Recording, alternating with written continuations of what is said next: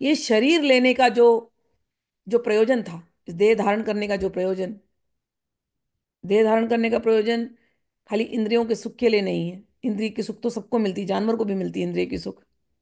जानवर जैसे जीने के लिए हमको भगवान ने ये मनुष्य देह नहीं दिया है। जानवर भी खाना खाता है, हम भी भोजन करते हैं। जानवर भी बच्चे पैदा करता है, हम भी बच्चे पैदा करते हैं। जानवर भी सोता है, हम भी सोते हैं। जानवर भी अपनी रक्षा करता है, हम भी अपनी रक्षा करते हैं। जानवर में और उनमें हमें फर्क क्या है? चारों तो वो भी जो कर रहे हैं, हम भी वही कर रहे हैं।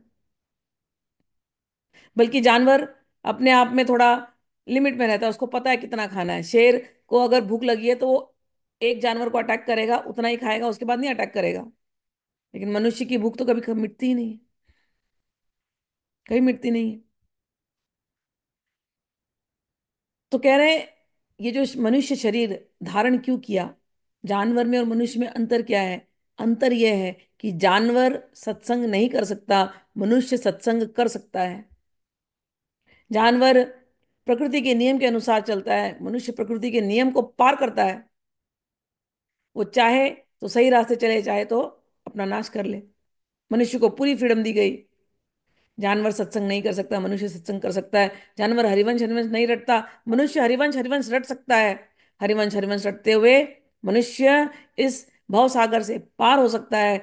जीवन लेने का प्रयोजन, देह धारण करने का प्रयोजन प्रयोजन यह है कि आपके वाणी से यह हरिवंश हरिवंश हरिवंश नाम निकलता रहे। कहने का अर्थ है, हरि का नाम, राधा रानी का नाम, वृंदावन का नाम, सखियों का नाम, नाम रूप लीला गुण, ये आपके मुख से निकलते रहे, आपका मन इसी में लगा रहे। श्री हरिवंश वचन वर शोभम, श्री हरिवंश मुदित मन लोभम, श्री हरिवंश वचन वर शोभम, श्री हरिवंश काय कृतकारम, श्री हरिवंश त्रिशुद्ध विचारम।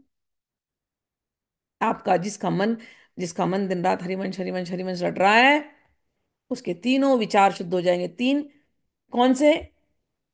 मन के, वचन के, कर्म के। ये तीनों जो आपके कर्म हो रहे हैं, ये सब के सब पवित्र हो जाएंगे। आपको अलग से कुछ करने की जरूरत नहीं है। लोग